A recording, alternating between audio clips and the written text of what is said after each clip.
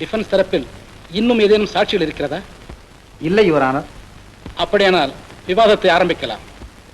Your honour, ரதம் ஓடுவதற்கு சாலை நடுவில் தடையாக கிடக்கும் கல்லை விட்டுவிட்டு அந்த கல் எந்த மலையிலிருந்து வெட்டி எடுக்கப்பட்டதோ அந்த மலையையே பிளப்பது போல் இருக்கிறது கௌரியை விட்டுவிட்டு அவள் தந்தையை கொன்றதாக சொல்லும் கேலி கதை. சிவசாமி தன் மகளின் காதலுக்கு சம்மதித்திருக்கிறார்.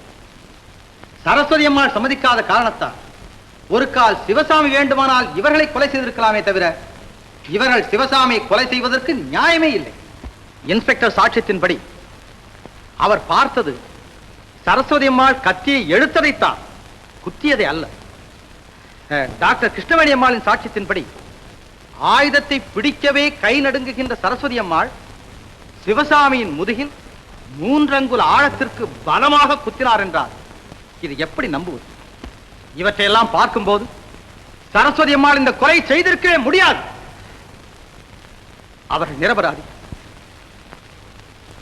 ஆகவே அவர்களை விடுதலை செய்யும்படி கேட்டுக்கொள்கிறேன்.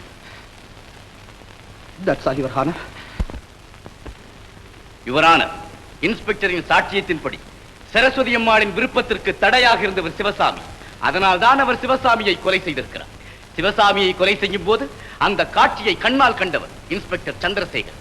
கத்தியில் இருந்து எடுக்கப்பட்ட ரேகையும் சரஸ்வதி அம்மாளின் வலதுகை ரேகையும் ஒரே மாதிரியாக இருப்பதாக ரேகை நிபுணர்களால் நிச்சயிக்கப்பட்டிருக்கிறது. அது மட்டுமல்ல, டாக்டர் கிருஷ்ணவேணியின் சாட்சியத்தின்படி ஆயுதத்தை தொடுவதற்கே கை நடுங்குகின்ற சரஸ்வதி அம்மாள் 3 அங்குல ஆழம் பதிந்திருந்த கத்தியை எடுப்பதற்கு மட்டும் எங்கிருந்து பலம் பெற்றார்?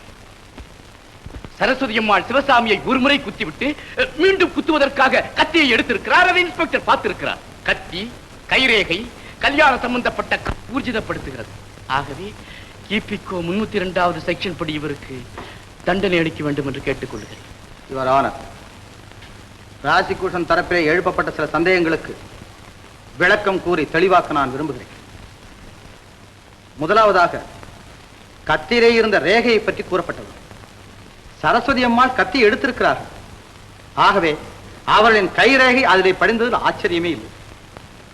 அடுத்தபடியாக, குத்தப்பட்ட கத்தியை எடுப்பதற்கு எப்படி பலம் வந்தது என்றும் கேட்கப்பட்டது.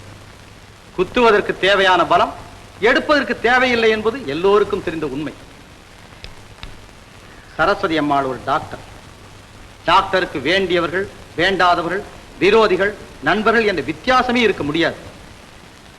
மரணத்தோடு போராடி கொண்டிருந்த ஒரு மனிதருக்கு முதல் சிகிச்சை அளித்து எப்படியாவது அவர்களை பிழைக்க வைத்து விடலாம் என்கிற ஒரு நம்பிக்கையில் தான் அவர்கள் கத்தி எடுத்திருக்கிறார்.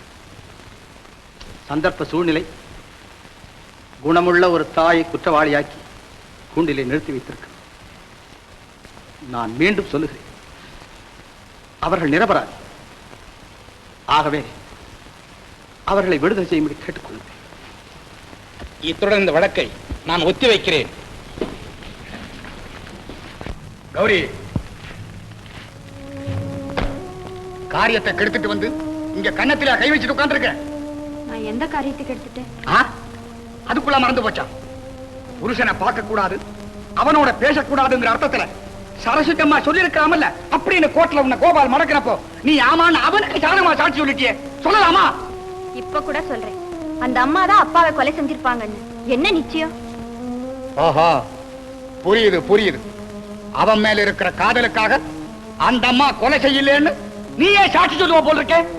நியாயத்தை சொல்ல வேண்டிய நிலைமை வந்தா சொல்லிதானே ஆகணும். கௌரி, உங்க அப்பா இருக்கும்போது உன் இஷ்டப்படி நடந்த பேசுறேன், அதெல்லாம் இனிமே நடக்காது.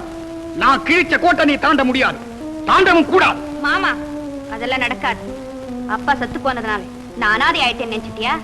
நீ ஒண்ணும் என்ன ஆட்டி வைக்க முடியாது. கௌரி, அண்ணே, முக்கியமான விஷயத்தை விட்டுட்டு இங்க வந்து பேசிட்டு இருக்கிறீங்க. நம்ம வடிவேல் இல்ல, இத வந்துடுறேன் கௌரி.